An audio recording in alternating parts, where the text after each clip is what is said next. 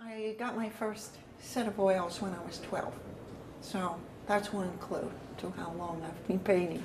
I've been drawing since I was about 5 or 6, and I started out by doing a lot of figure studies, foreshortening and musculature and skeletal structure. Those were the things I was interested in when I was 6 years old, which is not supposed to happen, you know, but it did with me. I just have a very good eye and a heightened sense of curiosity about the human form and the human head, the face expressions, and so on and so forth. It's not all I do. I do landscapes. I rarely do a still life unless it's included in a painting like that one back there, Cafe Megalomania. There are some still life items in it, but people tend to like my figure studies and my heads best.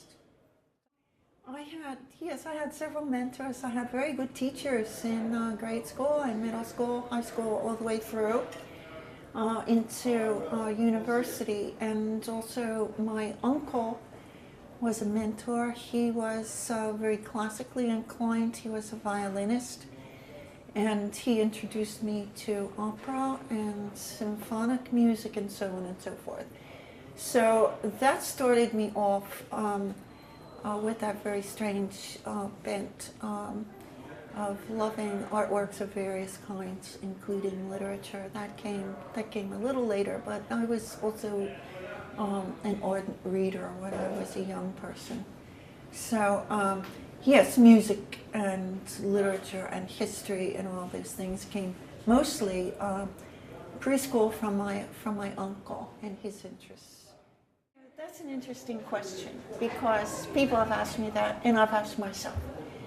And I think I always recognized the fact that I was able to draw and to paint just about anything that I wanted to do, I could do. With dry medium, wet medium, and so on and so forth. So it didn't occur to me to think about it for a long, long time. You know, years later, you know, I realized that my artwork and my abilities to reproduce certain things could make a living for me. So I started going to art schools when I was quite young, 16, and because it was just a matter of course. That's where I happened to be going. So I'm very interested in art theory. I'm interested in the whys and wherefores. You know, if you're going to paint, are you just going to keep on setting up the bowl of flowers, and are you just going to go out there into the parkland and paint that tree again and again? Or what is it that you can do with the picture space that hasn't been done yet? And so right now I'm studying art theory and criticism and working on a degree, a higher degree in art, visual studies. So I bring this to the classroom because I think it's what the student needs more than anything else. I mean, I can teach people how to mix color and how to do an ankle and a foot and so on and so forth. How to do drapery, all these things are very important. They can be learned from other teachers in the Art League, or they can be learned by each person. You know, by developing your ability to see and to think. I mean, those are the two main ingredients as far as I'm concerned. To whether you are 5 years old, 6 years old, 36, 47, or 82, you still have to teach yourself how to see things, what the thing actually looks like. And that rarely happens until the person gets in my class, and then I drive it into them. That and thinking about the picture space, what can be done. So, for instance, these are things that I actually work through myself. When I get into the classroom, I'm also working through ideas, concepts with the students. So if I get an idea of, how to approach the grid, then I offer it to the students as a project, as an experiment. And I go back to my studio and I start working on the grid myself. The thing that I'm looking for from the student is the thing that I'm looking for to develop under my own hand. What motivates me? Just about everything in the world motivates me. Everything around us.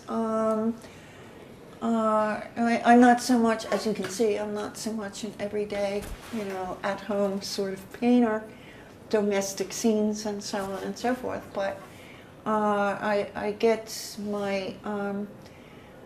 my motivation from history, from a good deal of it from literature, because I'm a terribly avid reader.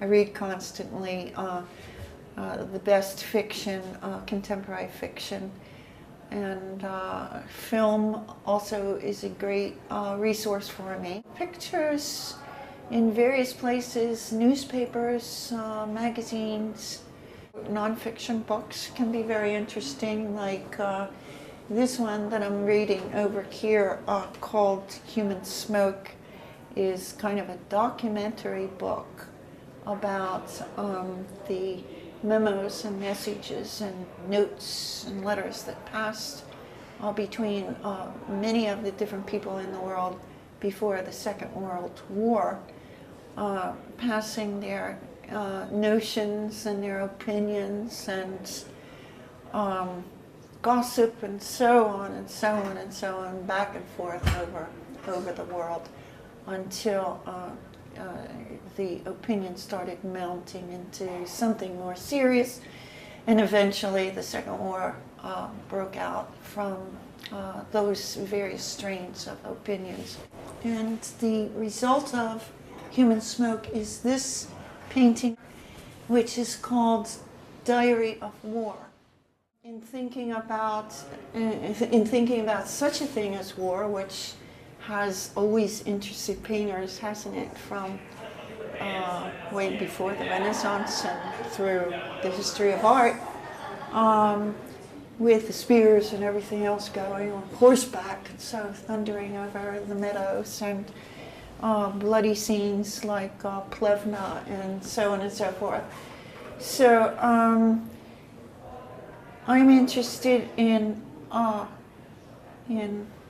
allowing people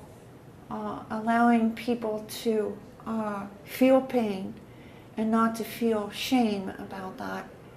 I'm interested in memory and in recapturing people who have died in wars or in crimes and so on and so forth. People who have suffered, the people who are left after those people die, and what grief means, and so on and so forth. So that means that I'm also interested in how something like that might be portrayed, in which case I have the figures going across the top. I have something, a light on the top that may be a light that is directed towards prisoners or suspected parties.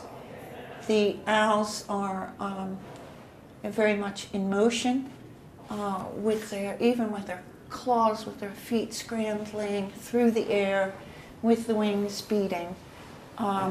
The depth of the darks, the many different kinds of blacks that appear on the canvas, all of this sort of